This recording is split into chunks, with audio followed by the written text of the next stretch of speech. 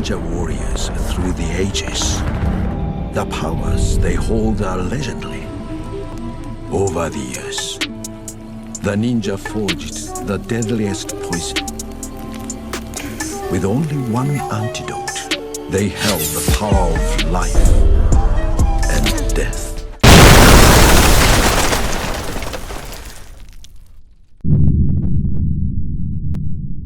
I know last time we checked in, we was going to talk about UBI and some other instances related to let's see, reparations, maybe. Yeah, that's it. Reparations. Yeah. Did you still want to go with that? Sure, that's fine. Cool, man. Cool. All right, so welcome everybody to the Duet Ninja podcast. I'm here with my man Tony once again, and we're going to talk a little bit about money. Well, proposals for said money, hopefully, whatever. Yeah, depending on what side of the aisle you're on. Either you like UBI, the old Yang Gang, or you might just be that kind of individual like, what the hell? The government should be giving out money freely, whatnot. And of course, as if you listen to the podcast before, Tony is well versed and he actually practices law in regards to taxes and things of that nature. So we're gonna jump on UBI and actually we're gonna tackle a very controversial topic, also known as reparations. So this is gonna be an interesting podcast. Yeah. Tony, how you been, man? You been good? Yeah, good. Just actually, I've been pretty busy the last few weeks, and I actually took a break from social media. I don't blame you. For a week, maybe it was 2 weeks, but it was getting to the point where we've talked about knowledge and truth and facts and everything, and even on social media where it's away from the mainstream media slant on things. Mm-hmm. It's still largely agenda driven, especially on TikTok. Yeah.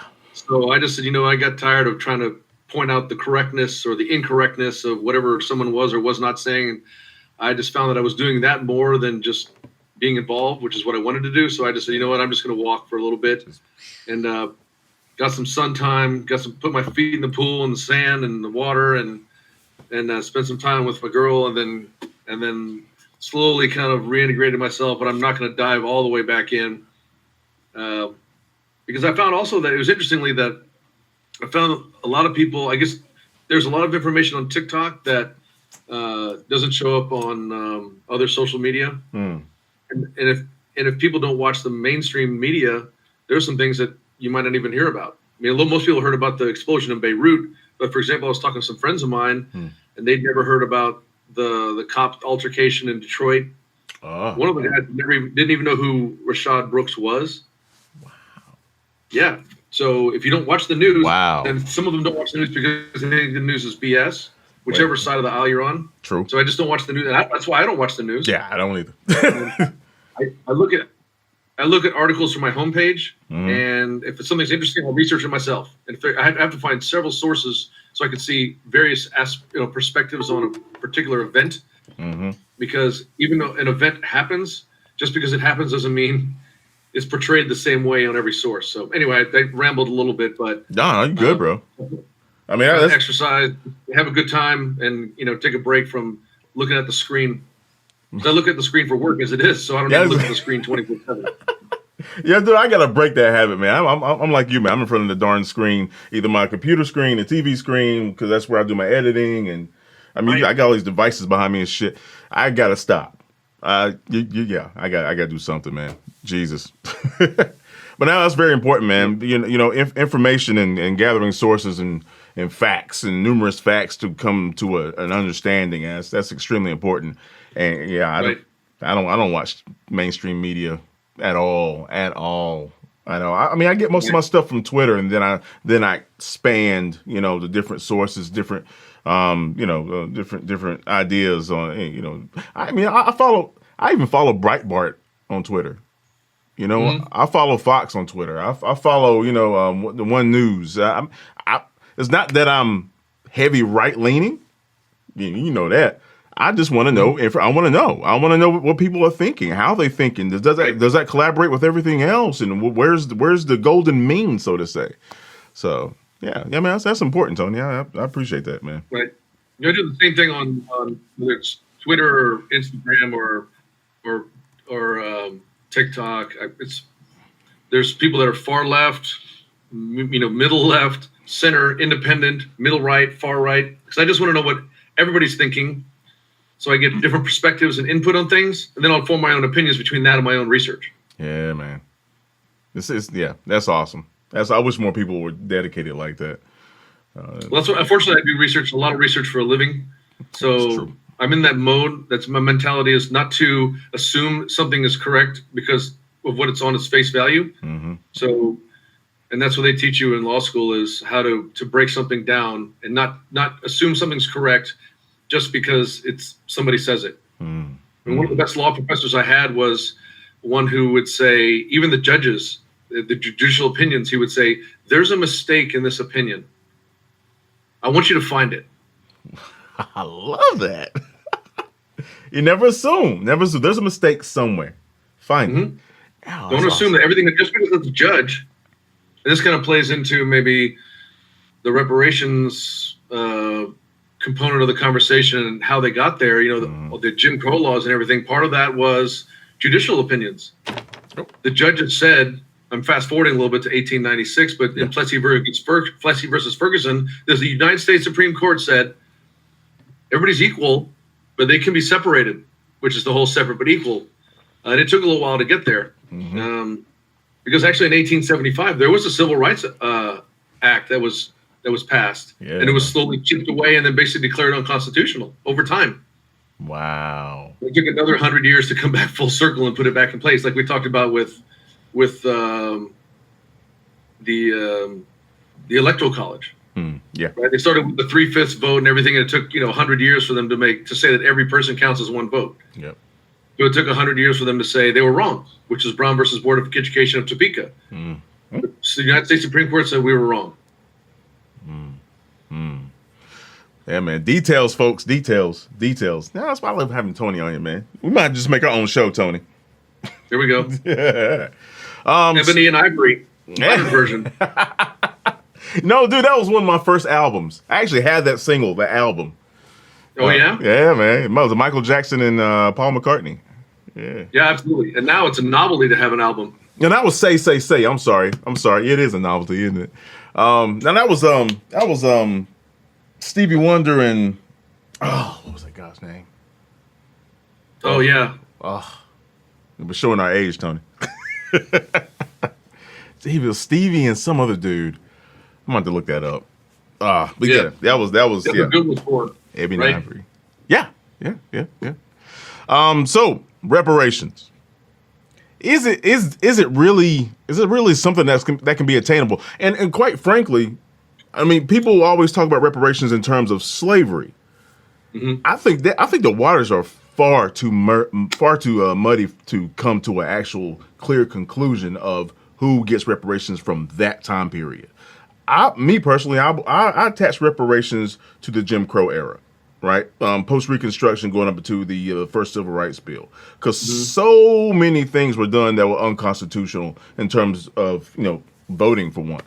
How do you feel about that?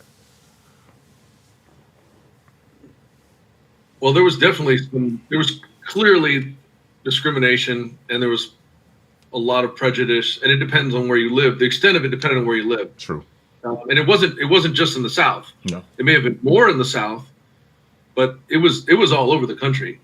It just depended on where. There were some areas that, the North was seen as a place where there was more likely to have success for people of color, but it was not a given by any means. Yeah. And so I mean, I'll just going into the monetary aspect of it. Some people calculate the value of what was lost by going back to the days when the labor force was free, right? What if they had been working and been paid for that, and then you apply some interest rate to it, adjusted for inflation over time? That becomes an astronomical number. I looked up a couple different ones. Like the Brookings Institute calculated $13.2 trillion divided by 40 million Black Americans. Like, I don't know, $300,000 $250,000 a piece, or maybe it's more than that. Maybe it's 200. It was either 250,000 or 250 million. It was a huge number. Holy cow! Which we couldn't pay everybody. We couldn't just write them a check for that. There was no way. No. The thing about the stimulus, it was $2 million. The first round of stimulus payments was $2 million for everybody to get, $1,200 per adult and $500 for a child, and then additional unemployment benefits and some the Paycheck Protection Program and the Emergency Disaster Relief and the Main Street lending. I mean, those are all things that were designed to help businesses, but that was $2 trillion. Oh, wow. We're talking about 13 trillion. Right. Jesus Christ. And so it's if there was going to be, and then the question is not just because blacks were discriminated against the most, but at some point, like my mother's side is Italian, and they came over around 1900. When they first came here, people weren't handing them jobs. No. That's part of the reason that organized crime got started. They needed a way to make money. Bingo. Now, that doesn't mean it was right, but and so similarly, if you were in a bad neighborhood, you might the way out for you might have been to sell drugs because that was the way to make some money. Yeah. Whether it was racketeering or running women and numbers or whatever, or selling drugs, you had to make money. Yep. Adaptation, man. Yeah, you had to adapt. You had to adapt. And I mean, and I hate it when people. I'm not talking about you in particular. I hate when people try to do this. Well, the Irish had it worse, or the Chinese had it worse, or I mean, there were instances in this country where if you were not an Anglo-Saxon white American, quote unquote, you were going to catch hell, right? Yep. So. When talking about reparations, I mean, quite frankly, you have to bring in all categories of people who have been through something, right. and you'll find that there have been instances where some type of reprieve was put forward, and it's it just never really trickled down to a certain population, i.e., Black Americans. Right. So, and getting your point about the Jim Crow era. At that point, I would say, just from my perspective, because I wasn't alive during most of those years, was, Italian Americans and Irish Americans, they had their ability to get a job and build a business and be successful with a high school education was very attainable. And I think that's where the break happened, and that's why I think the focus on the Jim Crow era is important, because it's hard to measure discrimination from, like you're saying, if you weren't a descendant of Plymouth Rock, then you were too dark, right? So how do we divide up that pie from 1620 until 1875? But from 1875 to 1975, just call that, there was a clear, over time there were some points where there was clear demarcation where you could be successful or not. And I think that's the difference. And then if that's the case, and obviously we know it was because it happened, right. Then what do we do about it? And that's what we're talking about. Yeah. Well, it's hard. We can't write everybody a check because it's too much money. Heck yeah. I mean, I put a proposal towards debt relief or some type of credit forgiveness or something of that nature. Is that possible? You think that'd be easier, or that would have to be in terms of credit forgiveness. That would require the government working with banks and credit cards and so forth. But maybe an analogous scenario would be to give them a grant to buy that house, or buy the car, or get a business started. We can't take away from another business, but we can help you get your business. The things that you lost, the things that your parents or grandparents lost out on. So let's say in 1968, they had a good idea. They wanted to start a business, but they were shunned by banks and other people in the town and so forth. So they really couldn't do it. Now you can, but because you're behind, so to speak. You're behind in the race. 50 years later, you've been much farther advanced if you had started your business in 1968 than 2018. If you're starting in 2018, so maybe give somebody a head start. Yeah, I can feel that. Interesting. Now, devil's advocate. Why in the world should we even pursue reparations? You know, I mean, what is should we or shouldn't we? what is the ultimate benefit of repairing or having a reparation? Well, if we're assuming that, our conversation so far has been under the assumption that we should have reparations. Yes. So if that's the assumption, then the basis for that assumption is people were wronged, and we need to make the wrongs right. And so if we're in it, I'm not deeply religious. I would say I'm more spiritual. Ditto. But if it's a Christian-based and Catholic, religious-based society going back to the Plymouth Rock. Yeah. They were very religious. Yes. It was very, it was basically Catholic and then, Protestant and other Christian religions kind of broke. And so if we're a religious base, especially in the Deep South, this is the part that gets me. In the Deep South, we have the Bible Belt. Yes. And treated people that way. Yeah. So if we're true Christians and we're taking care of everybody, how on earth could that have happened? So if we're going to do the right thing, which is take care of everybody, then that would be one basis for saying that we need to have reparations, because if we're all Christians, we're all people, and some people have been harmed, we need to take care of them. Think about it, you go to your church, right, at Christmas time, your fellowship group will get together and support some families that are not going to have a Christmas. Right. They have gifts when they wouldn't have any at all. So let's analogize that and say these people don't have a business because they were underprivileged. So now they need a business. So we'll help them. Yeah, I mean, it is kind of hard to be like, reparations should not happen. I mean, it's so much information and so much evidence is out there. Why would we not? Why would we not? So, I mean, folks, if you're listening to this and you have people like, reparations, just simply remind them that, Americans were done wrong. And we just need to make it right. It's this, and quite frankly, also going forward, people have constantly, reminded me that, it seems like people are just bitching and moaning all the time about what happened. If you impose some type of reparations, that cuts that off ultimately, right? You'll have nothing to quote unquote bitch about because a reprieve has been handed to you or has been done. So we can actually move along together and see each other more in terms of, being countrymen as opposed to white, black, this, that, and the third, so. Right. I just want to put but I also understand that even in that being the case, that shouldn't be an excuse not to make good decisions, not to work hard, and not to be the best you can be. Yes. I've got a couple of my friends. I have a colleague. He's a lawyer. He's a partner in a big law firm. He's black. And I asked him about it. He goes, I don't need anything. I say, well, I mean, you may not need anything, but of course his parents were both physicians. Well, how did they? So his parents were together, and they're both physicians. So you go back. How did that happen? Right. There are some breaks in the chain. We're talking about breaks, points of demarcation where people had and had not. There were clear situations in which people were oppressed. Right. How did some people get out of that loop and become doctors and lawyers? Yeah. So there's no clear answer. It might have been the right place at the right time, and you had good parents who were strong and just sucked it up. Yeah, man. And they took the beating, so to speak, to make sure that their kids, and my parents were kind of like that. They came over here. Both of their families came over either late 1800s or early 1900s. As an Italian American, my great grandfather, the first thing he did was, after he was basically admitted, was to join the U.S. Army. He fought in World War I. So he came over, became a citizen, and went straight to war. Exactly.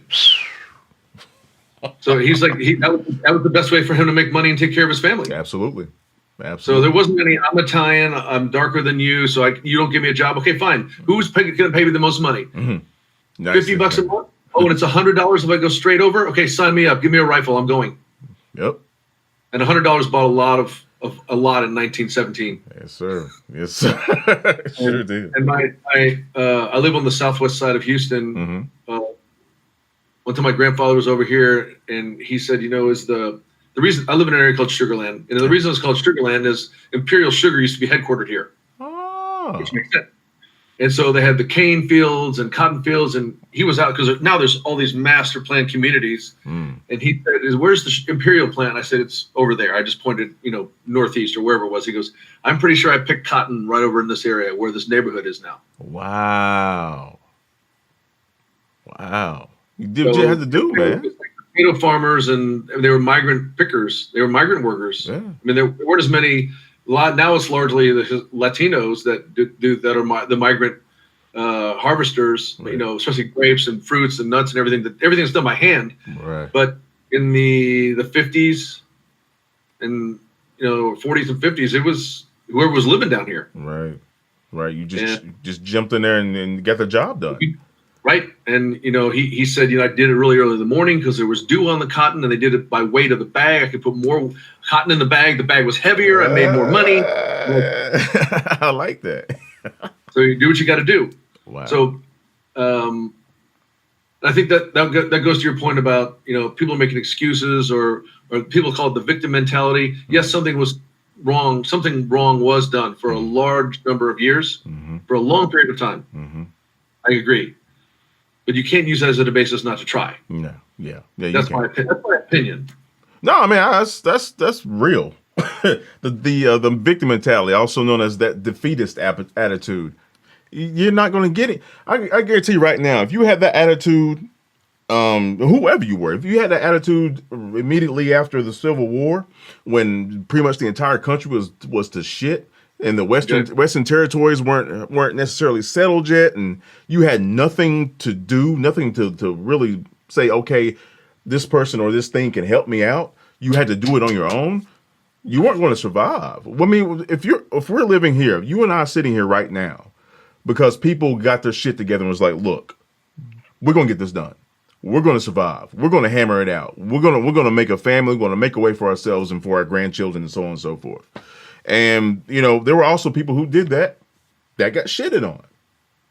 Yep. I mean, and there's also people who actually survived that period that was just dodging, was just leeching off of people, was doing this, that, and the third. And we're all in this pot together, and it's not really clear who's a victim and who's not, who got here because they were a victim and who's not. But we can look back and say, our country, our states, our government did something wrong, and we need to fix it. So we can come together as Americans and say, look, the past is behind us. We can move forward now. Stop bitching. You know what I'm saying? Oh, man. And I can see the other side of some people that would say we shouldn't have reparations, just to argue the other side for the sake of argument, is, sure. Like, say it was me. Mm-hmm. My family didn't own any slaves. Nope. My family wasn't part of that. My family had this, multiple generations ago, mm-hmm. They had to struggle, and they were picking cotton, mm-hmm. or they were digging a trench in friggin' Europe just to get by. And he came back and he drove an ice truck. Nice. How much of a pain in the ass would that been back in the day when you had refrigerator? When they called them ice boxes, right? When your grandma called them ice box. Yes, sir. They literally, my grandmother told me about how they would take. These guys would have these huge hooks, and they would hook the blocks of ice. They would carry them up flights of stairs, and they would put it in your refrigerator. Yeah, bro. Icebox. It laid flat. Can you imagine how much space the refrigerator took up? If it laid flat. You open it up, you put this giant block of ice, and then you put all your other food around it and closed it. Damn, man. Right? And your grandma would say, when you open the door, don't open the door. You're going to let the air out. Yeah. Only open the door and get what you need and close it right away, because their ice would melt. Literally. That means your food's going to spoil too, man. And they said my mom said his arms were huge because driving those trucks, they didn't have automatic steering. They didn't have power steering. Right. They had to pull these huge trucks full of ice. They had to turn it manually, and they had to carry these blocks of ice up and down flights of stairs. So I was like, man, but you do what you got to do. Yes, sir. Yes, sir. That's the damn truth, man. I can't imagine that, dude. I can't imagine that. We've come a long way, man. We've come a long way. I think so. This is my opinion. We've had the United States of America as a country has had some dark periods of time. Sure. No pun intended. Yeah. But it's also, I think, the greatest social experiment in the history of mankind. Yes. Because we are the most diverse country in the world. And, absolutely. The Statue of Liberty that says, I'm paraphrasing, but bring me your poor, your downtrodden, your homeless, your needy. you can make it here. Yeah. There is still an element of that because there are people that want to be here. Yeah. They come here and say, how could you not want to be here? This is the only place I've ever wanted to live my entire life. I escaped Cuba, Africa, India, whatever, to come here. Right. How could you say this is terrible? Right. And I think you know, you're talking about post-Civil War. Mm-hmm. There was a time when you had to pull up your big boy pants and get going. After the Great Depression time was very similar. Yes. You had to strap it on and get to, and you know, the war actually got this country going again, World War II. Sure did. But and we came out of that, you know, the most powerful nation in the world. Yeah. Yeah. And we've lost our way a little bit, I think. Yeah, we have. Well, that was a couple generations back. Got a little too comfortable. Got a little too comfortable. Even during Vietnam, I mean, there was this transition into you know, the somewhat the tech age, and we got IBM was coming up, and then we might have to wind up having, you know, eventually having what became Microsoft and stuff like that. But there was still opportunity, right? There's still ways for people to get better and to, you know, do things better for the family and things of that nature. So we have lost our way, man, but we've come a hell of a long way. Yeah, a hell of a long way. That's why I like every now and then I'll watch the series Band of Brothers. Oh, dude, you talking to me, man? You talking to me? Because those guys, they did what they had to do. And I wonder now, of course, it would be more of a mechanized or technologically driven war if we got into another knockdown, drag out. Yeah. Would we have the people that would just jump right in and do it? We have a lot of people who would, I think, but it's not I think the mentality's different. I think so. Those guys would do everything and anything because they really believed in the principles and the what United States of America stood for. And that's, I think, also that's part of what I mean. What we lost our way. There's a lot of division. There's a lot. I mean, generationally, maybe we've gotten fat, dumb, and happy. You know, the hard worker the generations of the 50s and 60s have given way to the people who are living off the spoils of the hard work of the older generations. It's very true. Yeah. And now their grandkids or great grandkids are like, you know, I don't need to do anything. You owe me. Right. What for what? You don't deserve. You don't deserve anything. You deserve what you go out and make. That's right. So. That's right. Again, that's my opinion, obviously, but that's part of what we're doing.